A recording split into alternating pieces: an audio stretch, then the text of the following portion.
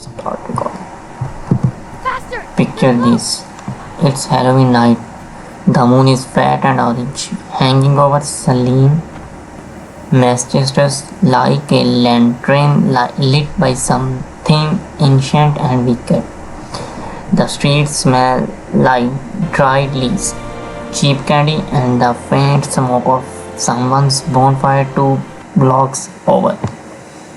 Kids in costumes sprint from door to door, and somewhere in the back of your memory, 3 women are cackling. You know that laugh. You have known it since you were a kid. That wild, unhinged, deliriously theatrical cackle that belongs to 3 names the pop culture world has never ever forgotten: Winford, Sarah, and Mary This symbol Sanderson. matches the one on the screen.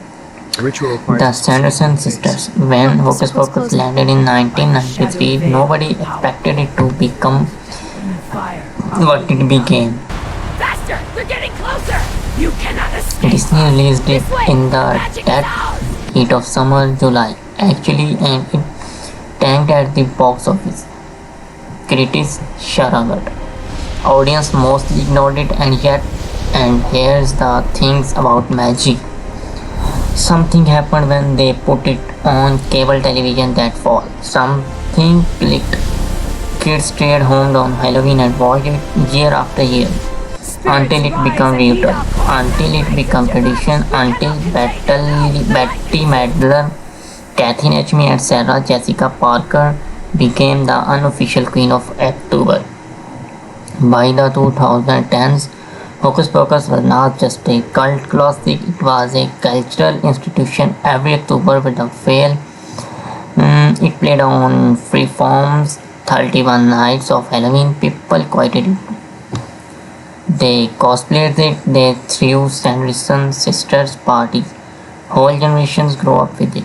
So when Disney announced nearly 30 years later that they were making a sequel, the internet didn't take that quality.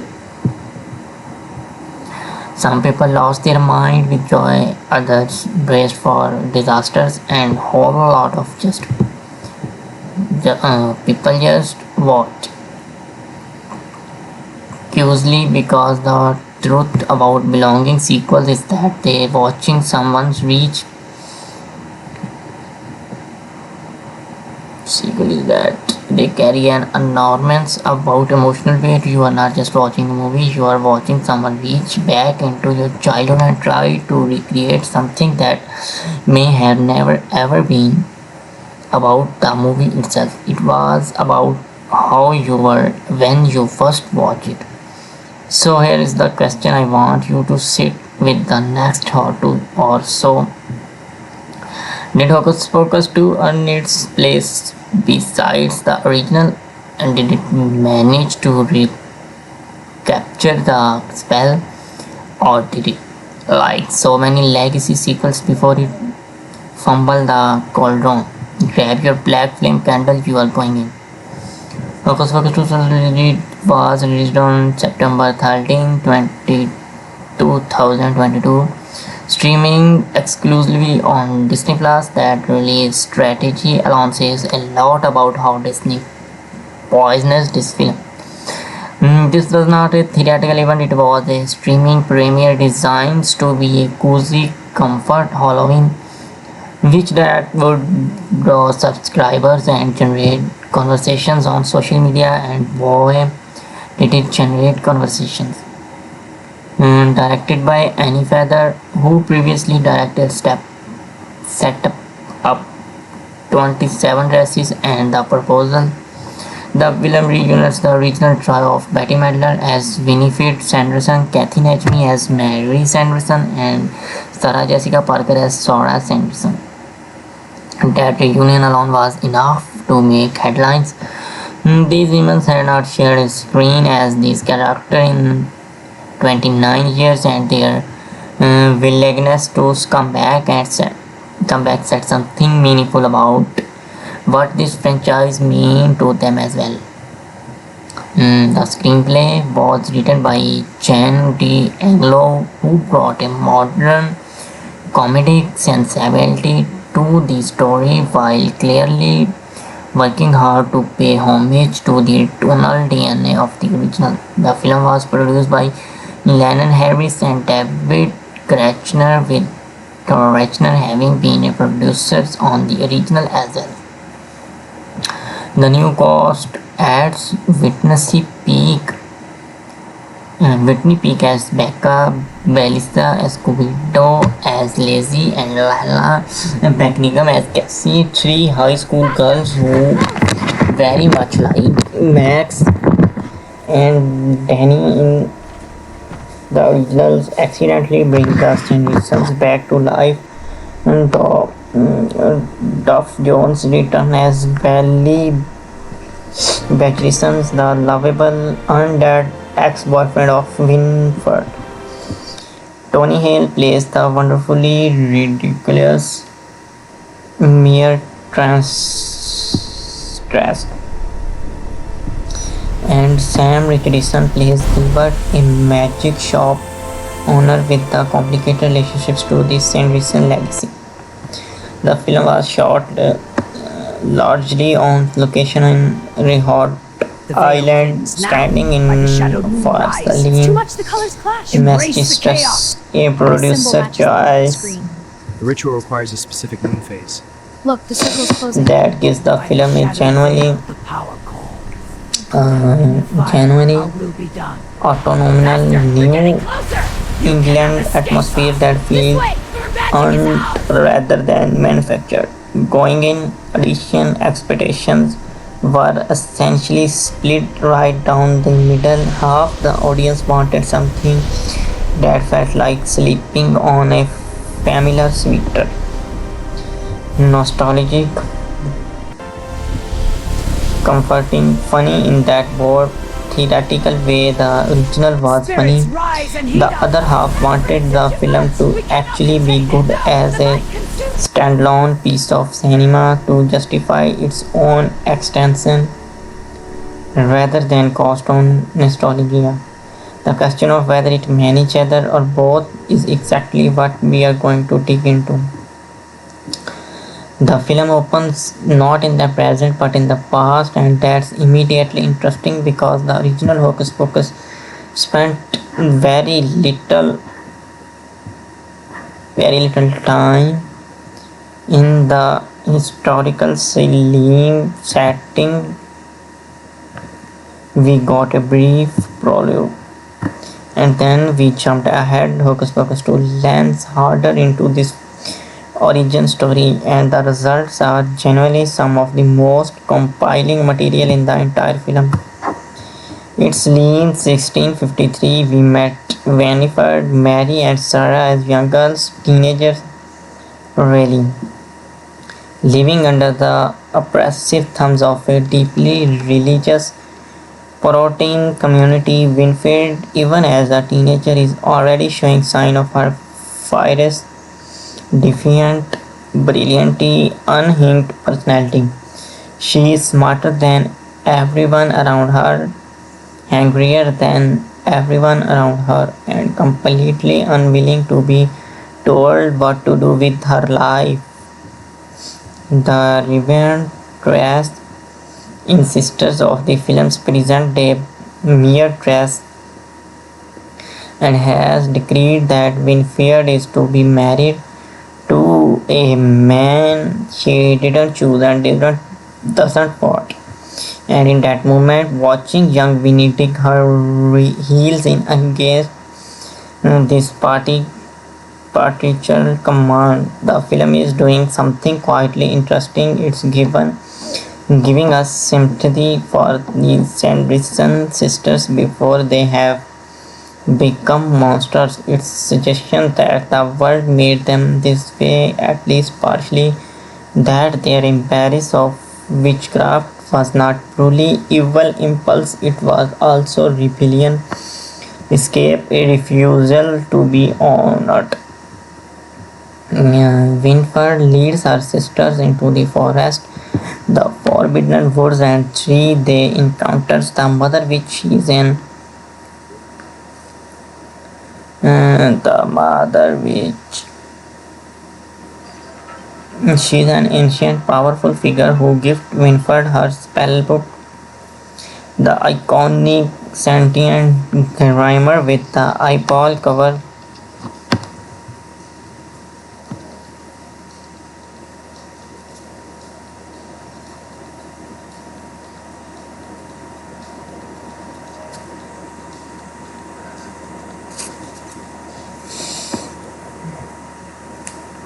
किधर गया? Bound in human flesh, full of dark and tribal magic. It's a gift and curse. It's a gift and curse, a birthright, a life sentence.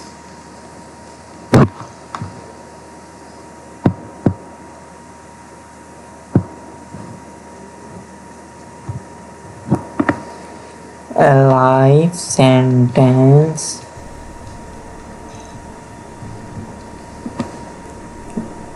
And the mother which tells Winifred something significant. This book will amplify her power, but at a cost does not yet understand.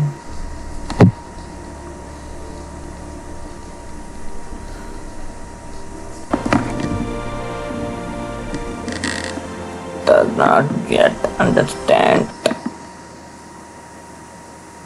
This prologue is crucial because it does not something the original film never quite did. It humanized the Sandersons not enough to make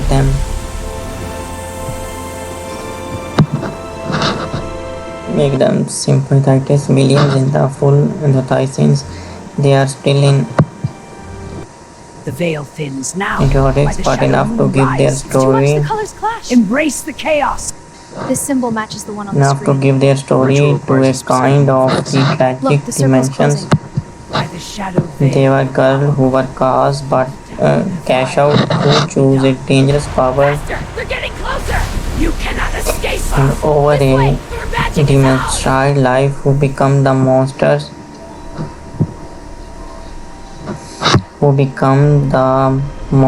that their town probably always expected them to be.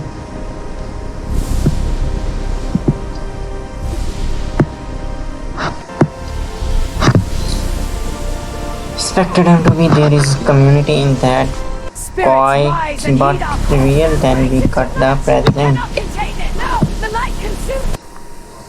Welcome to the Salem, Massachusetts. Present day, the city has an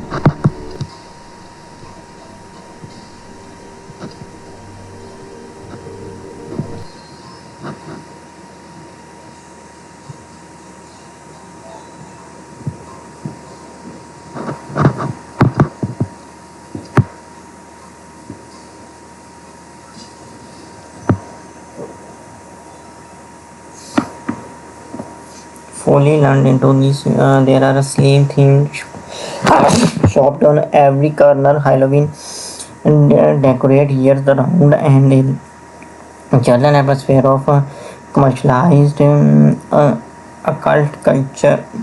Cheer that the film has a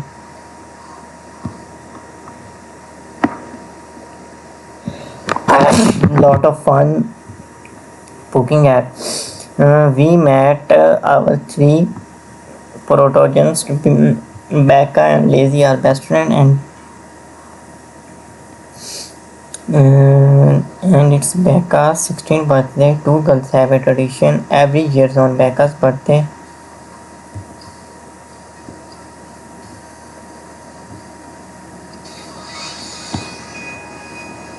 Which falls on the night before Halloween. These snacks out of the world. Out of the these snacks out of the world.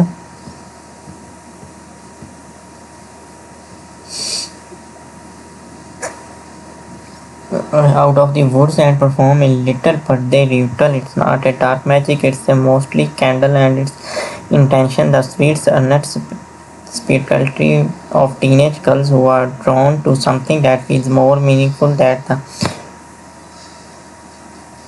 the mundane world around them. Their friendship dynamic is immediately established and likable. Becca is the most thoughtful, serious one. She genuinely believes in the spiritual dimensions of what they are doing, even it's just a criminal.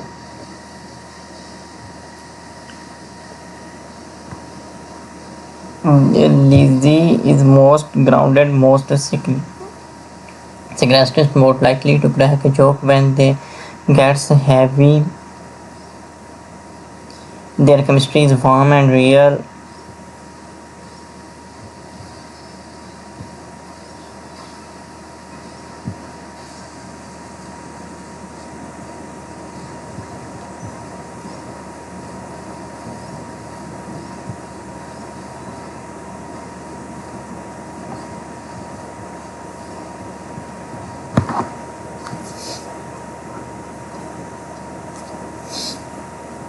Hmm, which matters enormously for a movie like this because the audience needs to care about these girls if the stakes are going to lead.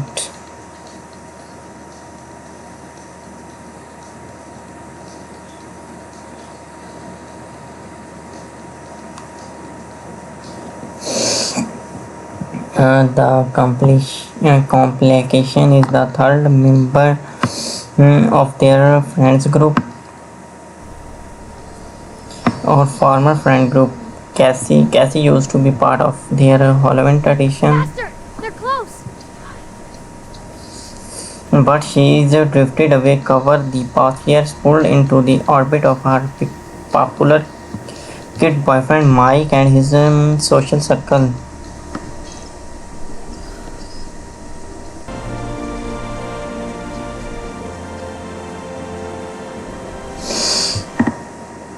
Becca and Lizzie miss her. They are wound that the film is smart enough to take seriously. Teenage friendship breakdown are devastating in a way that adults often forget or minimize.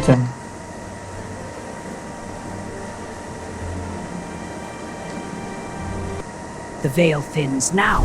By the shadowed moon rise. It's too much, the colors clash! Embrace the chaos. This symbol matches the one on the screen. The ritual requires a specific moon phase. And Look, the this circle's closing. movie earned a point of for creating that grief with the genuine weight. We also meet Gilbert, the Faster! They're owner. getting closer! You cannot escape us! This way! Your magic is ours!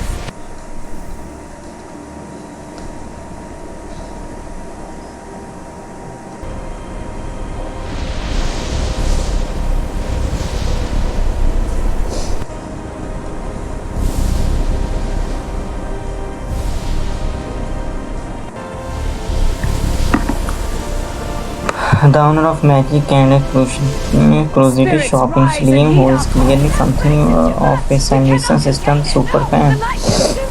Sam Richardson plays him with this wonderful mixture of enthusiasm and a barely concealed nervousness, and from the moment he appears on screen, you get the sense that he knows more than he is letting on. He says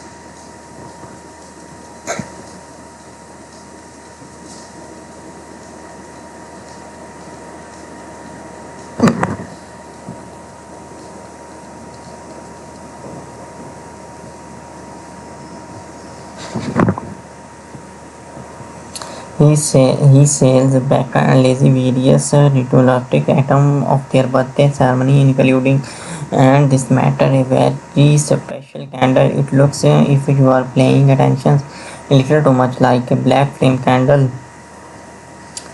That night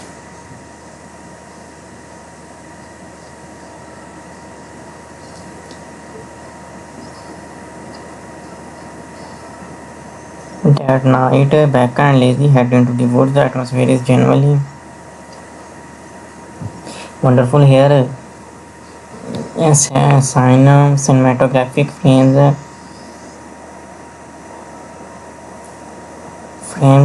C-filed and procedure design them have done beautiful work creating a dark moonlit forest and that feels magical and threatening in equal measure. The girl set up their circle light and candle,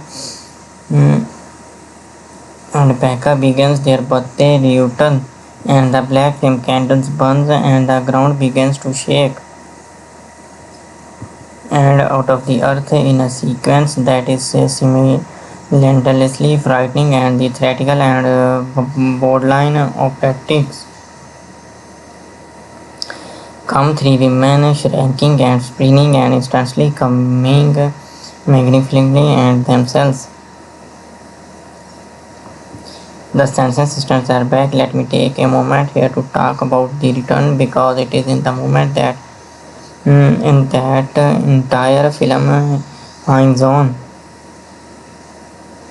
and it's largely delivers Bette Midler, Kathy Najmy, and Sarah Jessica Parker.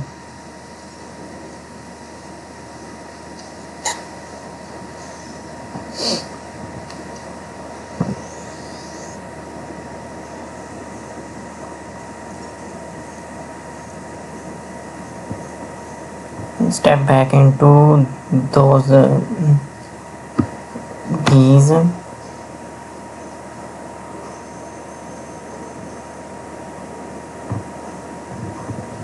they never left them. The physicality is remarkable. Madler in particular moment through hers become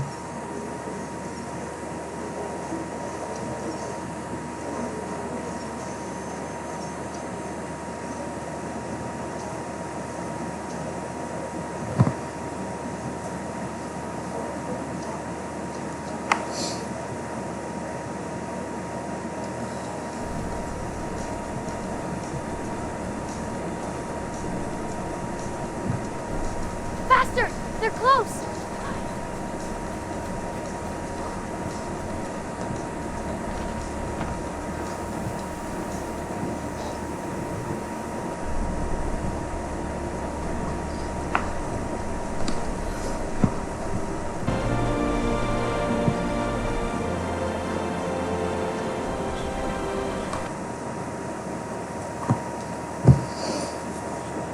Madler.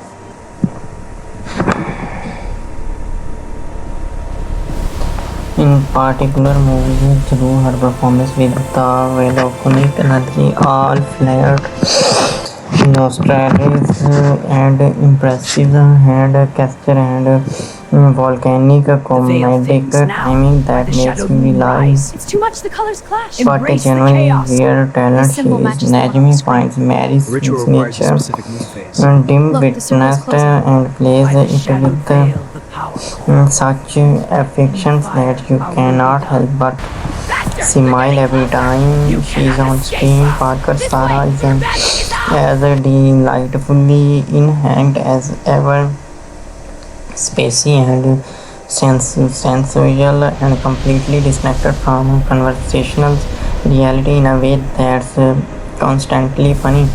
But here's where the film's first major story complication kicks in. The Sandersons are back, but something is different. When they died in Spirits rise and heat 1693, up. they had not yet Raise it too completed much. We cannot the contain it. No! last The light great is spell. They have intended to cast a supremely powerful ritual that would have given Winfield power beyond anything she would ever imagined. 300 years later, she still wants that spell, and now she has the opportunity to finish what she started. The catch, the final component of this spell requires the sacrifice of the things Winifred loved most. She does not think about the last part too hard, not yet. What follows is roughly the film's second act, and it's where Hocus Pocus 2 is the most comfortable doing what it does best. Comedic checos. The Sanderson sisters are losing modern Salem on the night before Halloween, and the film milks this premise brilliantly. The culture shocks gags land more often than not when the sisters encounter evil greens brightly lit, full of beauty products and candy, and the general overwhelming consum consumerisms of modern American retail. It becomes a wonderfully funny set piece. Mary, ever practical, becomes immediately obsessed with the Roma displays. Sarah discovers bath bombs and is convinced they have some kind of magic potion. Winfred starts that hair care dazzles with the intensity of a journal surviving battlefield. There is a sequence in the Halloween parade that become one of the film's most visual innovative moments. The sisters realize they can move through the crowd in plain sight. Become everyone assumes they are in costume. Winford navigates a sea of turbulent Winford Sanderson's women and girls dressed up as her with a mixture of bewilderment and enormous ego-feeding satisfaction. It's a clever meta-joke that the film earns become because it does not elaborate. Meanwhile, Becca and Lazy have to figure out how to stop them. They track down Billy Batchison. Doug Jones returns to the role with the some deadpan physical comedy that made him so wonderful in the original, and quickly learned that he is a spectacular an enemy of the girl as ever.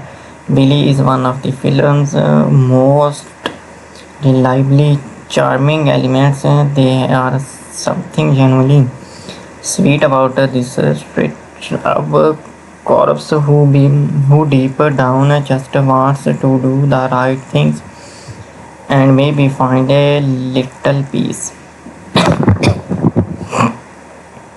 The film also deepens the relationship between Becca and Cassie in this section. Cassie's father is the Mayor Faster! They're Trasky, close! descendant of the inventor who banished the Sanderson in the prologue, and the sisters have unfinished because business with that family line. When Cassie gets caught in the middle of the sisters' schemes, Becca and Daisy have to confront how much they still love their old friend, and Cassie had to reckon with how much she is allowed herself to drift from the people who really know her. The emotional thread is the film's most ambitious element, is the most The works. veil thins now. Now shadow here's moon the rises. turn. The film takes Embrace a the turn chaos. The that symbol matches the one on the genuinely screen. The ritual requires a specific moon phase. Look, the circle's closing. By the shadowed veil, the power core. In the fire, our will be done. Faster! They're getting closer! You cannot escape us! This way! Your magic is ours!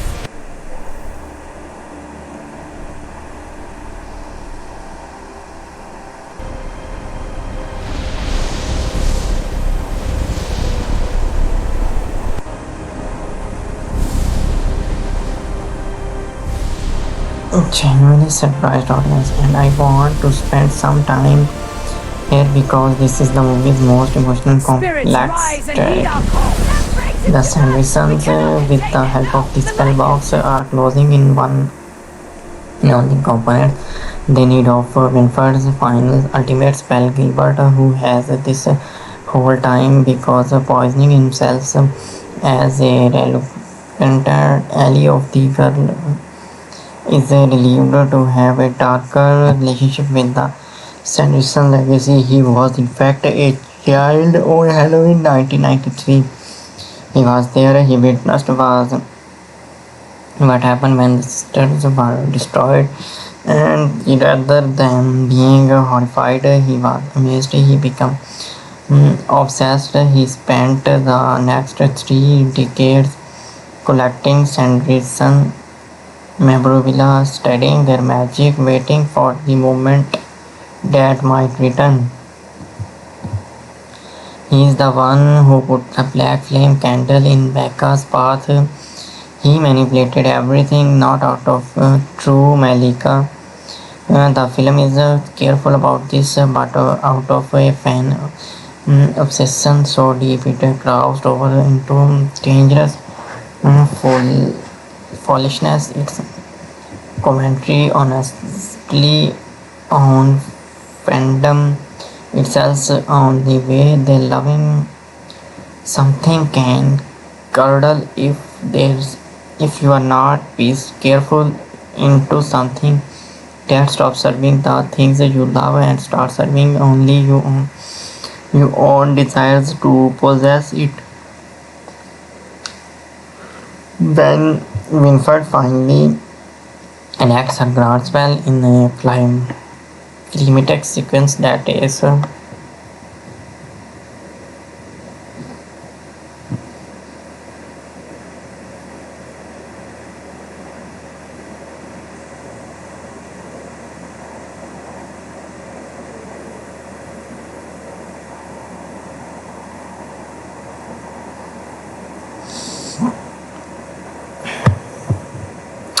that takes place in the Celine Town Square with all the theoretical conundrum. The franchise is known for something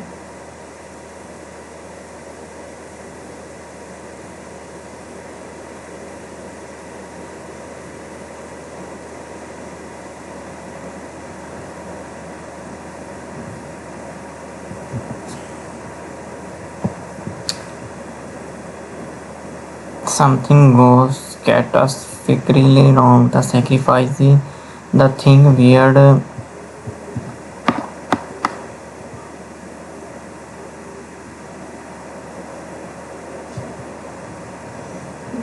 It was magic,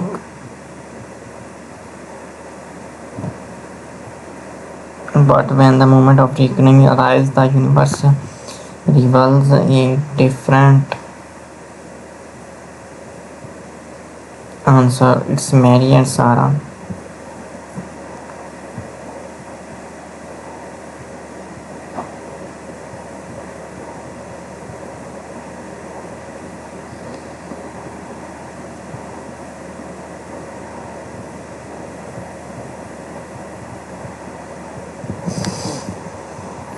The spell requires Winfred to sacrifice her sister, and this is where Hocus Pocus 2 does something genuinely unexpected, something that evaluates it above the pure nostalgia machine it could have been.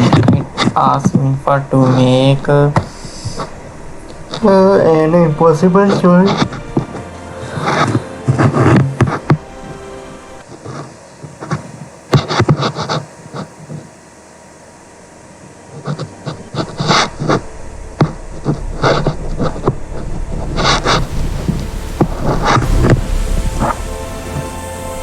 Power of love, ambition, or family, the thing she spent centuries chasing, or the two people who have been beside her through every moment of it. Rise. It's too much. And in the Embrace most the chaos. heartbreaking scene This of symbol the matches the entire one on the film, screen. Wilford Ritual and requires a the specific name. villains, the monsters, the most theatrical witch in cinema history, choose our sister.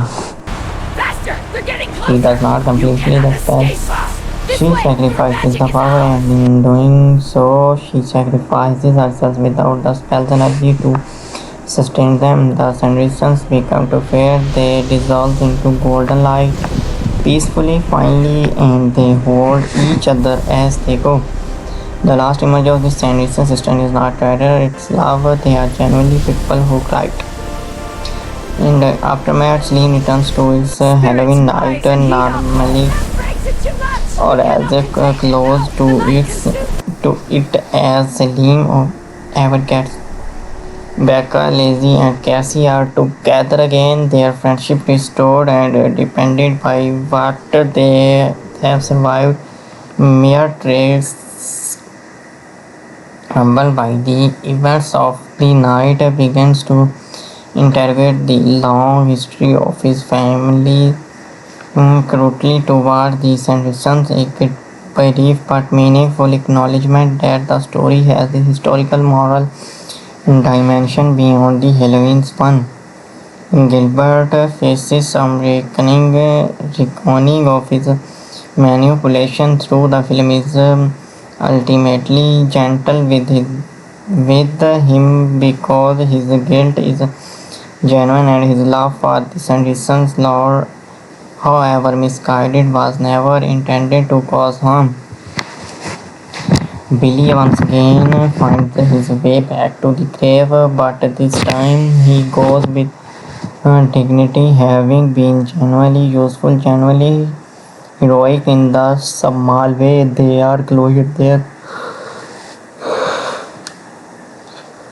And the final moments of the film, we get a quiet apology because who has been afraid to fully embrace her interest in magic, perform this spell of her own of the first time, a real one, and it works. A flame appears gentle and clean. She is not afraid of herself anymore. It's a warm, quiet ending, not dramatic exactly but hopeful, and but the emotional gut punch of Winford's final choice, a little hope, is exactly what the film needs to close on. Let's start with the obvious. Bette Midler is extraordinary in the role. She was extraordinary in 1993 and she is astrology astonishingly even better here. Winifred is one of the American cinema's great comedy villains. What Midler does that's so special is that she never plays her as simply funny. She plays her as genuinely dangerous, as someone who believes completely in her own power, her own roughness, her own superiority, and the comedy emerges from the collisions of that absolute self-belief with a world that keeps refusing to cooperate. It is the same energy that makes great stage dives electrifying.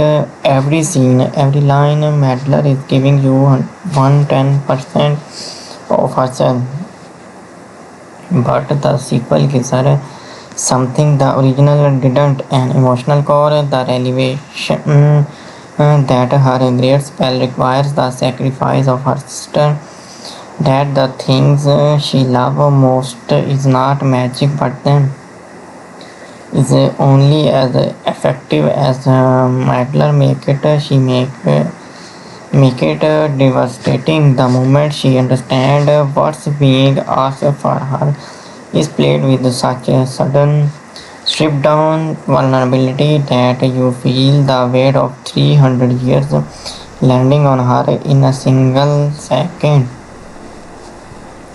It's a magnificent piece of acting buried inside a Halloween family film, and it deserves more recognitions that it's gotten. Winifred's psychology arc, when you look at it carefully, it's about the cost of ambition. She has spent her entire existence, all 300 plus years of it, its relentless pursuit of power, and the film asks, what did she give up for that? What did it cost her? And the answer, when it comes, is not what she expected, because the answer is that she didn't actually give up her love. Her love is still there. The It veil survived thins everything, now, and the shadow that, will in a rise. way, It's too much. The colors is clash. both Embrace her the chaos. redemption and This her symbol matches the one on the screen. tragedy. A ritual requires a specific moon phase.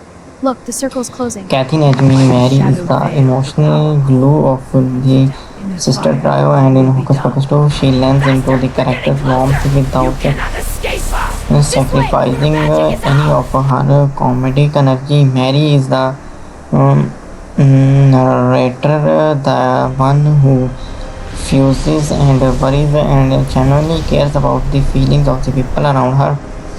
Even when those feelings belongs to people she is theoretically trying to destroy. In the sequel, Mary's modern world encounters get some of the film's Spirits rise and heat our biggest cold. love. Is it too much? We cannot contain it. Her No, relationship the with the light robot, her instance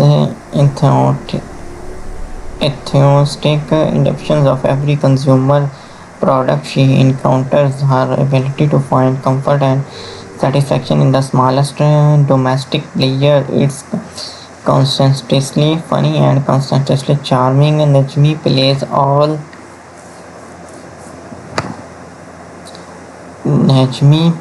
all of it with the kind of joy, uncomplicated enthusiasm that's genuinely infections. But what resonates most about Mary is her relationship with her sister. She does not question Winifred's leadership. She does not compete with her.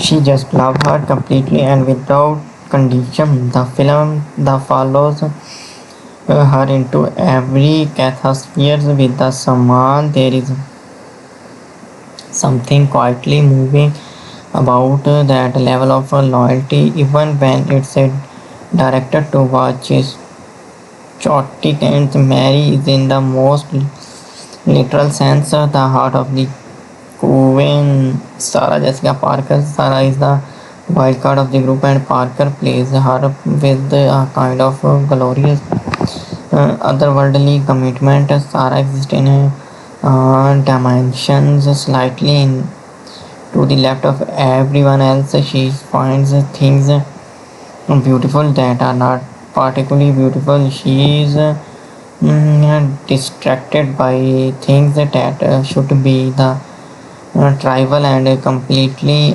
unbothered by things that should be terrifying. She shines when other people would strategized. She is in the best possible way, completely unmoored from conventional reality.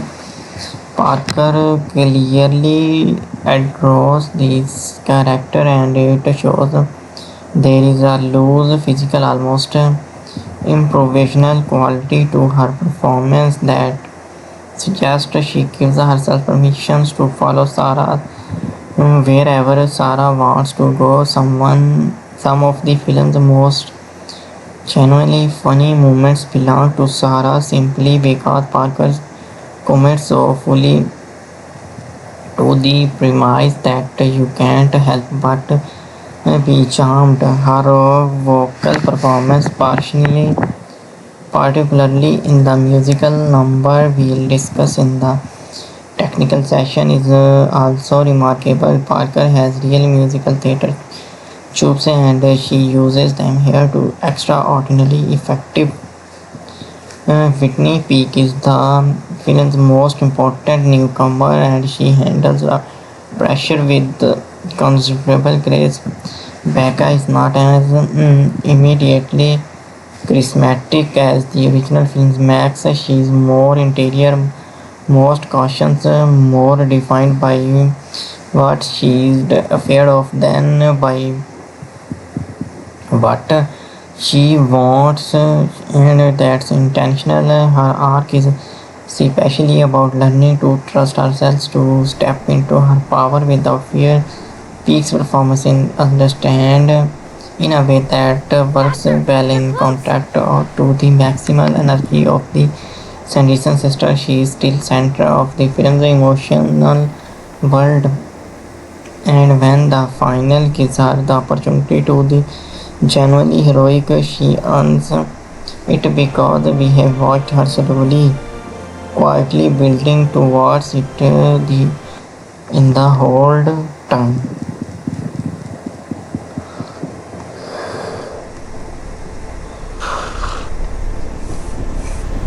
The central theme of Hocus Pocus 2 is love, especially the kind of love that exists between chosen family. Winford, Mary, and Sarah are bound not just by blood but by a shared experience of The being veil thins now. cast The out by shadow the moon world of rises. It's too much. The finding colors clash. Embrace the chaos. This symbol in matches each the one on the other the screen. belonging Ritual that requires a the specific world moon phase. did Look, the denied circle's them. closing. Their Shadow sisterhood veil is the power their In the greatest fire, strength, our will and be done. ultimately the Faster! thing They're getting that closer! You saves cannot their souls escape us! even at This the way! cost Your of their magic is lives. ours! This is a meaningfully different emphasis than the original film, which was more focused on the external threat the sister posed. Here, the film turns the camera around and looks at the sisters from the inside, asking what this coven means to them, and the answer is everything. Spirits rise and heat up! Every terrible thing Winifred has ever done, she is done in service of a vision. She belongs world protect and elevate her family. She was wrong about the means, but the impulse love was always there. The Becca lazy Cassie friendship mirrors this thematic territory in a more contemporary register. Their fractures trio replicates the Sanderson's dynamics on a smaller, warmer scale. Both trios are tested, both trios survives, one through tragedy, one through reconciliation. There's a quite feminist undercurrent running through Hocus Pocus 2, particularly in the prologue sequence, the Salem witch trials, real historical events in which women were accused of witchcraft and executed, often for being too intelligent, too independent, too unwilling to submit to male authority. However, in the background of every scene set in the past, when young Winford refuses to accept an arranged marriage, when she leads her sisters into the forbidden woods, when she embraces a power that the patriarchal community around her has declared evil, she is making a choice that many real women in her historical period, maybe it tremendous people cost.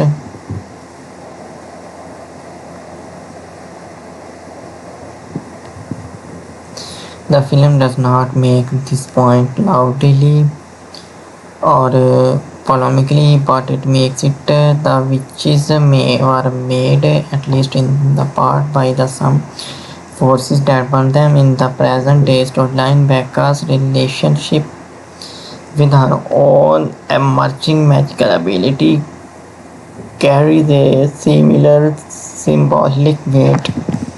She is afraid to fully claim her power, afraid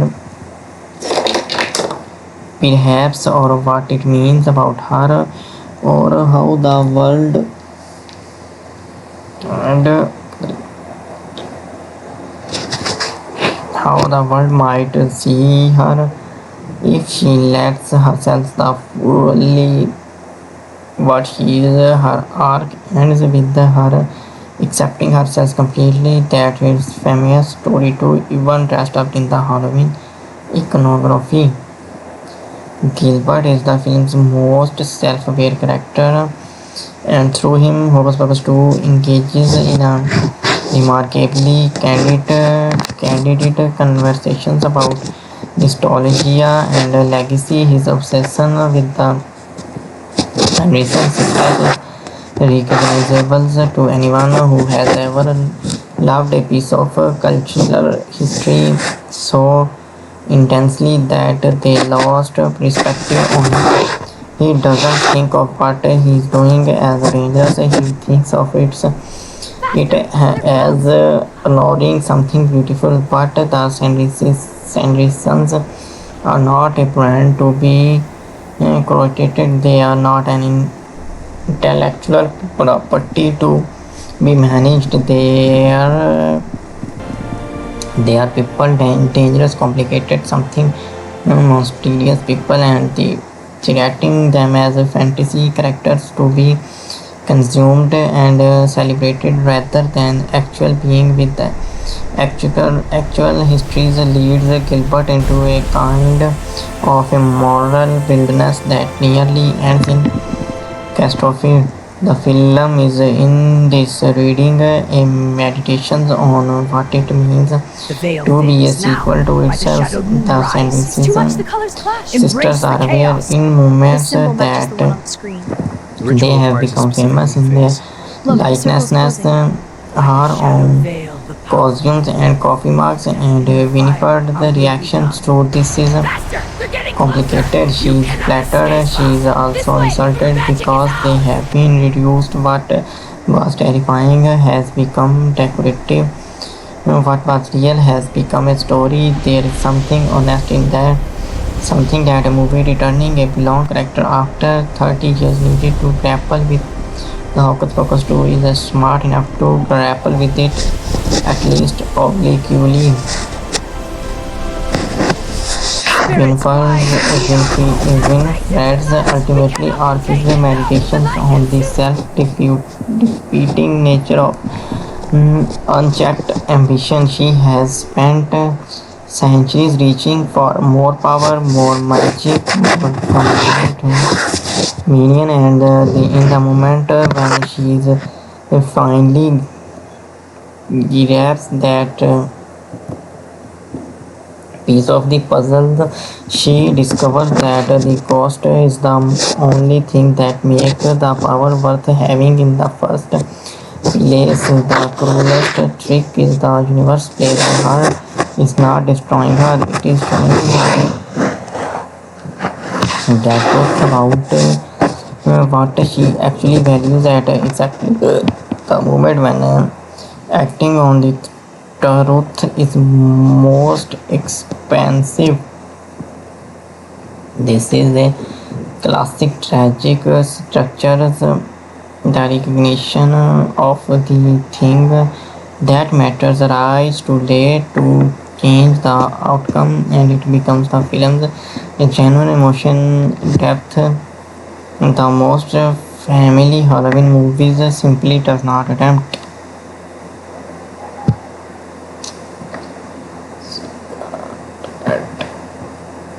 Note. Arriving too late to change the outcome, and it becomes the film's genuine emotion depth that most family Halloween movies simply don't attempt. Annie Fletcher is primarily known as director of romantic comedies and brings her in to Salem, a supernatural Halloween sequel was a choice that raised eyebrows. Having watched the finished film, it's a choice that makes more sense in retrospect than didn't paper. Fletcher's romantic comedy instinct serves the film's emotional core well. She clearly understands the beats of relationship drama, the way friendship fracture, the emotional architecture of reconciliation, and she applies those instincts to the Becca Lazy Cassie storyline with real skill. The film's most emotionally resonant scenes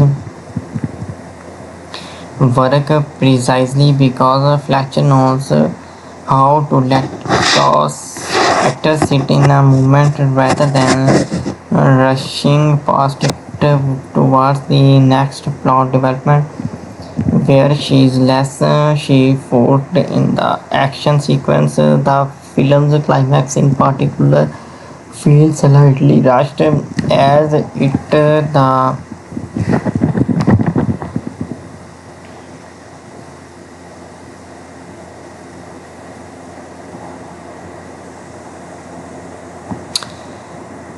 as if the production was working against a tight schedule and couldn't afford to let the people confrontation breathe the way it needed to.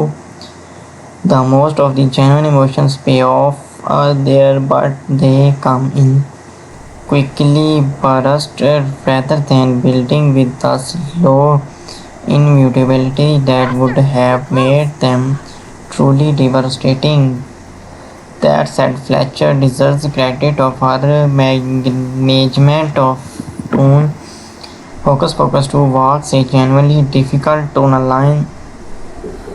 It needs to be funny, scary, nostalgic, emotionally genuine, and family appropriate all at the same time. Fletcher mostly keeps these tonal plates in the air. The film rarely feels confused about what it's even when individual scenes misfire. The film's visual palette is one The of veil his thins now. Like its shadow moon strongest rise. element. The colors clash. Embrace the Cinematography chaos. frames This symbol matches the one on the screen. profiled The ritual shoots requires a slim specific in moon depth, phase. deep, Look, the circle's closing. stretched Shadow autumnal veil. tones, rich oranges and red Our will be done. in the Faster! They're exterior getting closer! sequence. You cannot escape Cooler us! This way! The blues magic is out! and the greens in the indoor magic scenes. The result is a film that looks genuinely beautiful, that creates a consistent visual world rooted in the aesthetic of a Halloween, that exists in the imagination rather than strictly in reality. Spirits rise The and heat up! Sanderson Sisters' magic is rendered with a theatrical flair that suits the characters perfectly. Winford's signature green lightning bolts are back, and the visual effect team has given them a slightly updated, more dynamic quality without uh, abandoning the slightly theatrical artificially that made them charming in the original. Magic is the universe is spotted to look like a stage trick scaled up to movie size, and the film respect that. Of the Valgrine's sequence is photographed with the wonderful contrast between the bright, sterile fluorescence of the store and the dark, gothic energy of the sisters. It's a visual metaphor made literal. The ancient coding with the meditative modern, the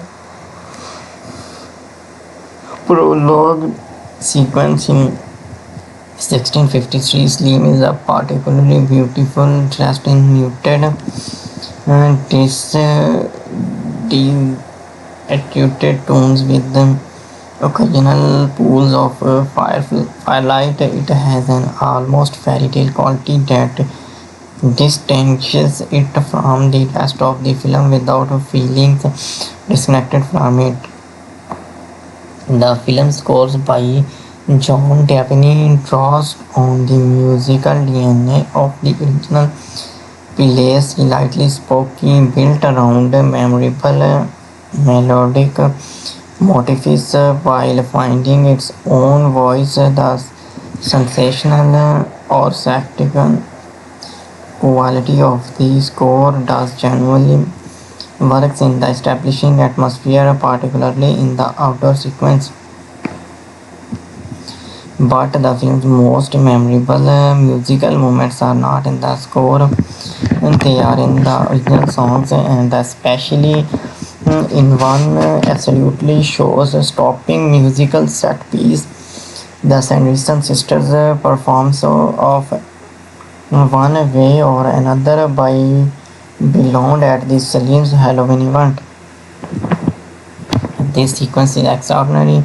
It begins as a straightforward comedy scene. The sisters find themselves on a stage in front of a crowd that assumes they are performance act, and it transforms through the sheer force of Midler, Najmi and Parker's combined charisma.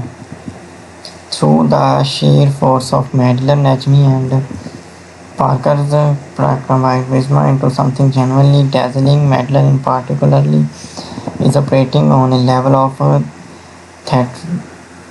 theatrical magnificence here that is simply rare in modern cinema. She knows how to work the crowd. She knows how to make you feel like you are watching something live and unrepeatable. Even when you are watching it on a screen, the song choice is brilliant one way or another. Is a song about relentless pursuit, about being haunted, about the hunter who will not give up. It maps perfectly into the Sanderson's relationship with their enemies, and the playful energy of the performance give it a wellness pride that the audience cannot help but surrender to. There is also a newly written original song, "The Witches Are Back," which plays over the credits. It's fun and theatrical, and though it does not hit the emotional height of the film, it's better moment. And the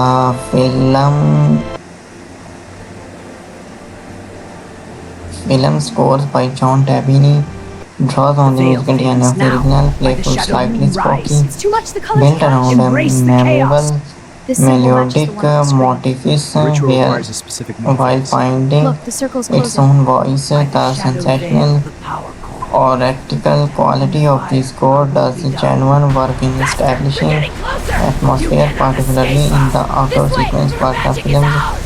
most memorable musical moments are not in the score, they are in the original songs, and especially in one absolutely show-stopping musical and set piece. The Sanderson Sisters performs of one way or another by belonged at the Salem Halloween event.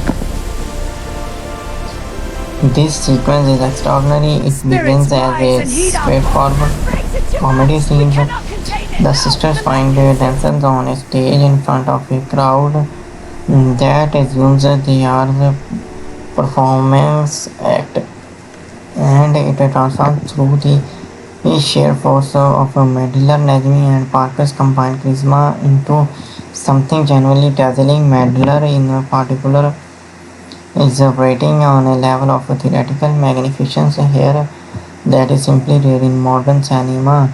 She knows how to work a crowd. She knows how to make you feel like you are watching something live and unrepeatable, even when you are watching it on screen. The original trio returns everything it needed to be. Midler, Najmi and Parker slide back into these roles with the comfort and joy that is genuinely infected, infectious, and the film wisely give them enough material to play that they are not simply reperforming greatest hit. The emotional arc are given to Winifred, particularly the ending elevates the films above with the simpler, more commercial sequels would have done. The prologue is a genuine creative triumph, setting up the sisters' backstory as a story of rebellion and sisterhood rather than simplify evil, gives the entire film a strongest thematic foundation. It makes the ending work because the ending is especially about what the foundation means. The new cast acquits itself well. Whitney Parker is a likable lead who arc quietly affecting Sam Richardson Gilbert is the most interesting new character, and both because of his comedic value and because of what his arc says about feminism and obsession.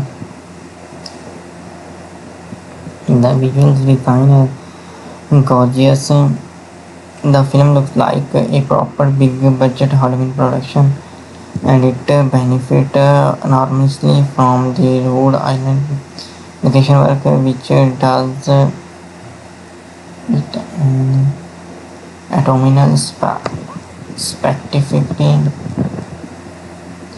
that poorly studio bound production that often lack, and the way the sequence is one of the most purely enjoyable things Disney has put on screen in years. It is a reminder that something the more best thing a movie can do is step aside and let extraordinary talented performers do what they do best.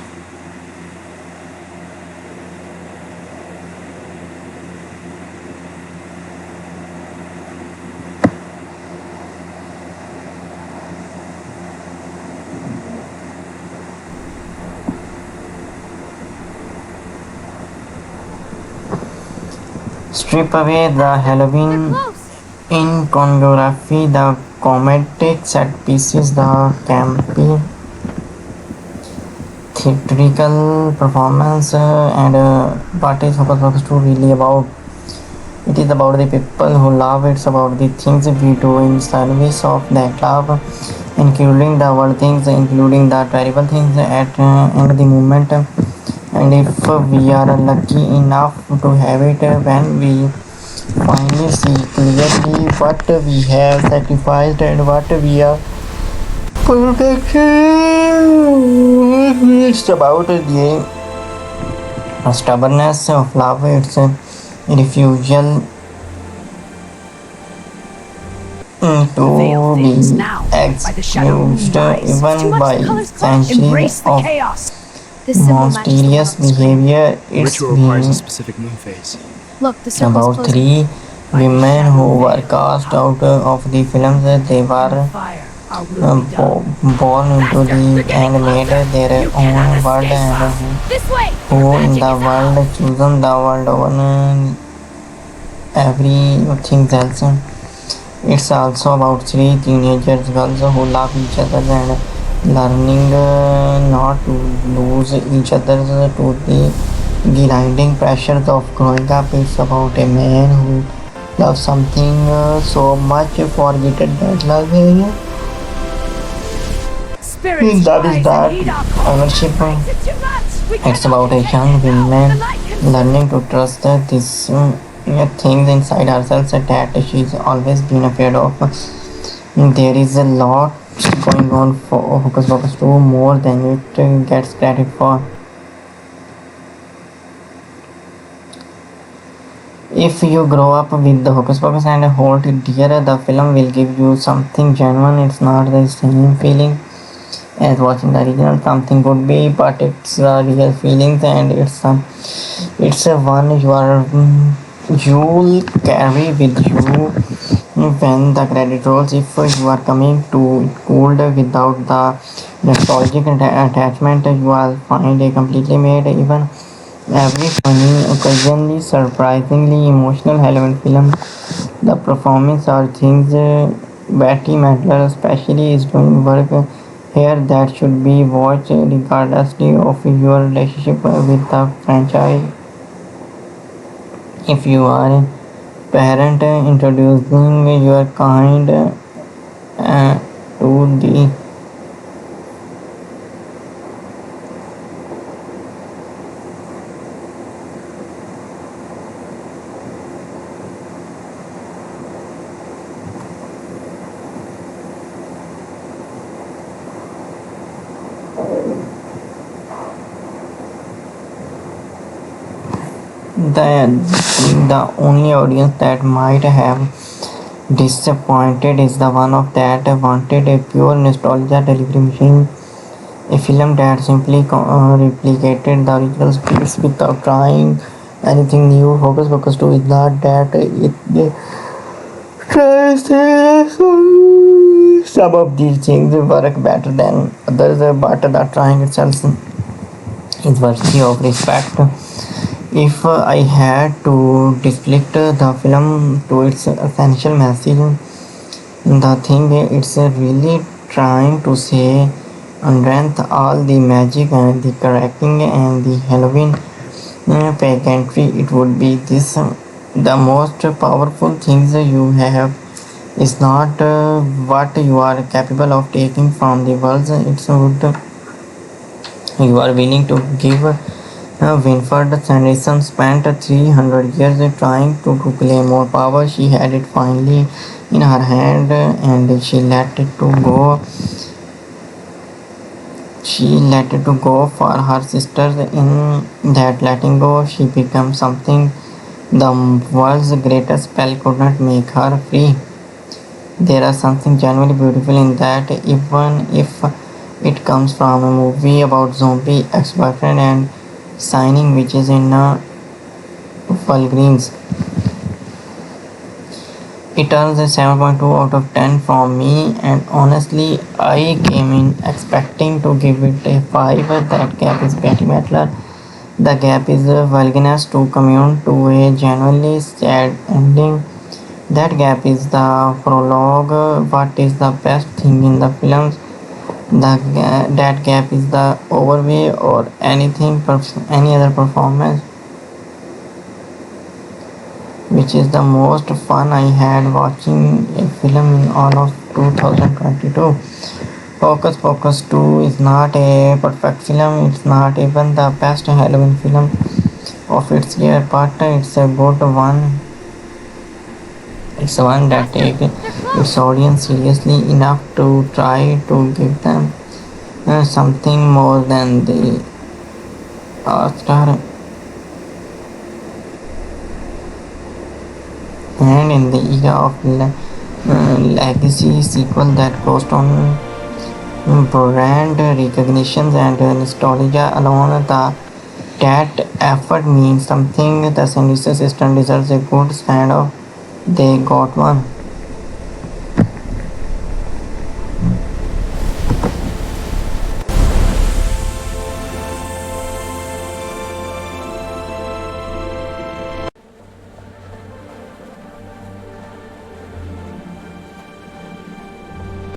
The veil thins now.